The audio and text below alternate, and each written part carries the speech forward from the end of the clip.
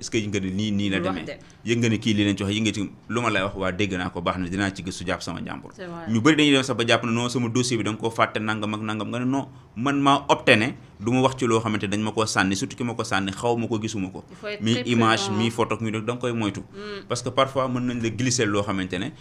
yow mënoon nga jóg foog ne da ngay taxaw yeete wala yëgal nit ñi fekk ne boobu glissé nañ la benn piège boo xamante ne boo muusoon tuuti di nga xamante ne lii piège la et malheureusement nag ñenn ñi nag beneen côté bi lañ koy defee mooy dañuy am benn envie de nuire man maanaam damay am fu ma damay mere njàpp ba nga xamante ne bu ma nit ne njàpp moo def lii sax du ma vérifier xam nga li ma la damay mere nit ki mere ko ba bu ma nee moo def lii sax wala moom lañ waxal lii sax du ma vérifier damay jug rek toog ne waaw xamoon naa loolu nangam ak nangam or su boobaa nag dafay génn ci cadre professionnel bi moo tax il faut que ñu dépassionner débat bi parce que da ngay sentir côté bu nekk mooy chroniqueurs yi fare fee ak ñi far fi yëpp passion bi daf leen di emporter. Et finalement ñenn ñi on traite tout et n'importe quoi. Parce que moi j'ai pas compris pourquoi les journalistes même cette histoire avec Macky Sall fu muy réciter Coran ñu def ko vraiment débat sur les plateaux dama toog mu ne attends ñun est-ce que ñun suñu métier bi tamit ñun ñu rax ñi du leen seppi aussi moo tax ma ne dañoo def débat bi léegi mu doon débat bu passionné. Non franchement Macky Sall bu toog di ijji lu suñu yoon ban information moo ci am. Non, franchement. Est-ce que mérité na plateau yoo xamante ne ku nekk day toog di ci wax keneen toog di wax non. Ça n'a pas de sens. amul sens amul information au fait du information loolu vidéo bi fuité man je comprends quelqu'un moom chaîne TikTok am taxaw taf ko nii di wax di ruube mais yow ngay réclamer journaliste ñu ne ñëw toog kii toog fi kii toog nga naan waaw war naa ijji di ruube di def yéen et puis il faut que ñu bon je veux pas me positionner comme un donneur de leçons mais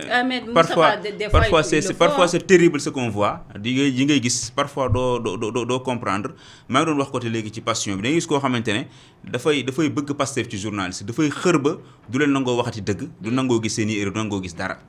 yow mi nga xamante ne yaa nekk opposant wala ngay chroniqueur di critiquer Pastef moom mi toog ci plateau moo lay kase. dëgg la il n'est ni le porte-parole de Pastef. dëgg la il n'est ni président de coordination il n'est nangam na du dara. da lay xas ba nga raab mais moom mooy toog kase la daggate la def la ci saaku sànni na leen mais c'est pas son rôle. beneen côté bi nga gis koo xamante ne danaa naan journaliste wala chroniqueur la gis ñu nekk ci biir Pastef def na ko suñu ñoom ñoo toog di leen attaqué. di indi ay vidéo di yóbbu ay vaar. donc dans tous les sens da ngay gis ne am na ci ñoo xam ne ñi ngi xaabaabal boo xamante ne c'est des choses à revoir c'est des choses à corriger on peut avoir un penchant certes mais on doit être mesuré équilibré jéem luñ ci mën bien vrai que l'objectivité n'est pas de ce monde mais nañu jéem a góorgóorlu doon ñu objectif voilà am na fu mu féetoo mais quant à dem bay dugg ci nit ki di ko kase di ko teg seen plateau yéen ñi kese ngeen toog jël nit ñi di teg mel ni ku yor seen marché jël xëcc ki teg dóor jëlaat keneen ki teg donc yëpp c'est des choses yoo xamante ne pour man métier bi foofu lañ war a accès fi ñu toll naka la ñuy def ba jooyanti yooyu waaw te loolu li ko mën a jooyanti rek mooy ñu gën a am dooleel correct te dégg naa correct da ngay tëj xam nga mbir yi moom lii yëpp kenn mënatu xam correct nee na tëj na amatul xaalis léegi correct moom la tax muy tëj moom nee na communiqué bi sànq nee na amatul xaalis amatul fonctionnement parce que dañu am ñu employé ah oui waaw gisoo communiqué bi léegi correct moom bu tëjee moom ñun fu ñu waxee correct nee na tëj na de nee na maison de la presse da amoon bureau te daa amoon ay charges yoo xam ne attanu ko aide à la presse bi génnul si yooyu li ñu dund xam nga ñun suñu presse wax léegi yow waaw ñàpp correct nee na tëj na de léegi attention correct bu tëjee léegi ñi jotagul seen carte de presse na nu muy demee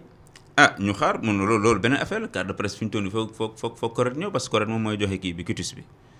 te correct moom nee na mu ngay dem toogi ba jamono neex presse bi dafa feebar de non franchement Moustapha on a ri mais lii dañ cee war a jooy xam nga yu ko waral oui ñun ni ñuy doxalee dañu jël suñu presse bi ñu jébbal ko état dëgg la de njàpp nguur bu ñëw yóbbaale ñu correct ñun ñëpp la fi nekkal pourquoi pas ñu ne maison de presse yëpp ku ci nekk chaque fin du mois war ngaa def benn 10 000 francs dëgg la de chaque fin du mois organe bu ne da ngay génnee 10 000 ñu jox ko correct dëgg la de ku nekk da ngay cotiser non il faut que ñu jàng yenn yi mais wala journaliste bu ne Moustapha wala journaliste bu nekk joxe 1000 francs sa salaire chaque fin du mois 1000 francs sa salaire waaw ci suñu compte yi mais dafay fekk nag correct def liggéeyam comme na nga ko war a defee man li ma doon wax mooy fexe ba nga xam tey jii correct dafa waroon gis nga CNG lan moo ko may benn doole bi mais mbëri mi dagg c'est vrai correct dafa waroon toog di seetaan Moustapha toog na su salaate wala mu wax dara ñu woo Moustapha conseil bi toog dëgg la de ñu ne balaa ñu laa yóbbu ci yoon tey jii boo demee nangam ak nangam correct ñëw ne ko Moustapha biñ concerto gis nañ ne li nga wax nii dafa ëpp parce que mën nañu ko jàppee injure nangam ak nangam léegi tu dois payer 300 000 francs boo fayee 300 000 francs dañ lay suspendre doo génne ci télé. mais organe bi nga nekk bu ñu la fayalee 300 000 dañ koy dagg sama salaire. di ma ko dagg mais loolu daf koy dundee gis nga bu ñu koy defee 3 mois wala 4 mois nit ñi nii la ñuy def cocc. dëgg la de journaliste yi nga def leen ko ku invité nit mu saaga nga woo journaliste bi plainte bi bu demee fële journaliste bi ñëw correct imposé ko luñ ko dagg mu fay ko dem fay correct dina am keesam. mais yëpp communiqué baa ngi nii. fermeture provisoire du bureau du correct. Le Conseil pour l'observation des règles d'éthique et de déontologie dans les médias corrects informe de la fermeture jusqu'à nouvel ordre de ses bureaux à la maison de la presse Babacar Touré. Le bureau du correct s'est résolu à prendre cette regrettable décision parce qu'il n'arrive plus à faire face à ces dépenses de fonctionnement. Le personnel permanent, très résilient, a patiemment enduré 14 mois. 14 mois d'arriérés de salaire. L'organe d'autorégulation n'étant pas entré en possession de son budget de 2024 ni de 2025, a épuisé toutes ses ressources additionnelles. La loi prévoit à travers le code de la presse en ses articles 46 et 53 une allocation annuelle du fonds d'appui et de développement de la presse pour le fonctionnement de l'organe d'autorégulation. Aussi, fonds d'appui bi génnul mais dégg naa ne dugal nañ ko ci loi de finances rectificative. C'est sur cette base que le correct a recruté un personnel pour le secrétariat permanent. Le correct rappelle que ses autres instances, bureau, directoire et tribunal des pairs, fonctionnent sous le sceau du bénévolat, contact presse, secrétaire, chargé de la communication, maison de la presse. comprendre nga li ma la wax léegi. comprendre naa Moustapha xam nga tey jii nee nañ ñoom code de la presse bi moo ne fonds d'appui bi si la ñuy jotee di leen di fonctionner leen di dundaloo te effectivement fonds d'appui da nga daan gis ñu jox ci organes yi jox ci correct jox ci defe naa Synpics je sais pas wóoruma ndax Synpics dina am. mais structure yi tourné yëpp lu jëm ci presse bi ñoom dañ ciy am. ma ne léegi lan moo waral ñun presse bi ñun mënuñoo fexe ñun ba financer suñu organes yi nga xamante ne instances yi nga xamante ñun lañ fi nekkal c'est-à-dire informel dafa bëri trop si ñun. fii ngay gis koo xamante ne day am benn mbiram di réclamer ci presse te benn cotisation nangu ko génne c'est pas normal. correct bi ñun ñëpp ñoo waroon naa xar suñu tànk tubay ñi fay nekk ñun ñu leen di fay su ko defee dañuy am benn gët am benn regard ci li nga xamante ne moom lañ nekk di liggéey di sanctionner nit ñi fay ay xaalis ñu leen di daan moo xam ñi nekk ci presse écrite la moo xam ñi nekk ñëpp nga di teg ay daan te dañ koy fay par force. tout à fait CNG noonu la def ak mbër yi làmb ji nii la def benn instant bi. Mais en tout cas, c'est triste vraiment pour suñu métier bi li moo tax nag journaliste yi koo gis mu ngi xool ku mu langaamu ku mu xalamal ak yaa ngi comprendre da ngay comprendre après. da ngay comprendre après. Moussa Ba seen métier bi tey ma koo bàyyi balaa may commencé xalamal. déedéet doo xalamal parce que lii nii Moustapha baaxul franchement correct bu demee ba tëj loolu day wane rek problème yi bëri yi nga xam ne am na xam naa dina génn fonds d'appui bi dina génn certainement. mais man je pense que gis nga comme li ñu doon wax rek il faut que journalistes yi changer modèle économique essayer aussi d'être indépendant parce que ñun ñu bëri ñi ñëpp di réclamer wu comme étant journaliste Moustapha bi ñu doon jël 500 francs di si cotiser par mois on n'aura même pas besoin di xaar li nga xam ne mooy jógee si état. boo demoo rédaction bu nekk rek kenn ku nekk boo ko nee 500 francs bi rek su ma la fayee 500 francs bi correct la jëm dina doon benn montant boo xam ne dina mën a lijjanti dara ñoom déjà maison de la presse la ñu nekk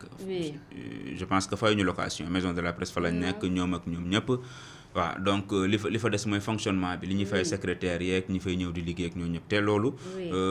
war nañu mën daal xoolal daal nu ñuy organiser waatee suñu biir ba presse doon du ma ne dafay am indépendance am du ma ne dafay moom boppam waaye mu am loo xamante ne moo koy moomal boppam c'est très important am peut-être pourquoi pas mu am ay structure yoo xam ne dañuy organiser ay mbir di gagner xaalis yenn saa yi mën ko dugal ci fonds yi genre yooyu ngay gis ay voilà vraiment yooyu daal man pour man dafay manquer daf ay activités yoo xamante ne à but lucratif lay doon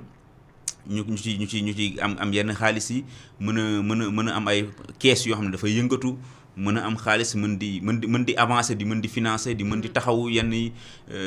di maanaam ñu am benn taxawaay boo xamante ne daal mooy gën a wér que nga bëgg jël lépp dénk ko état. loolu dafay indi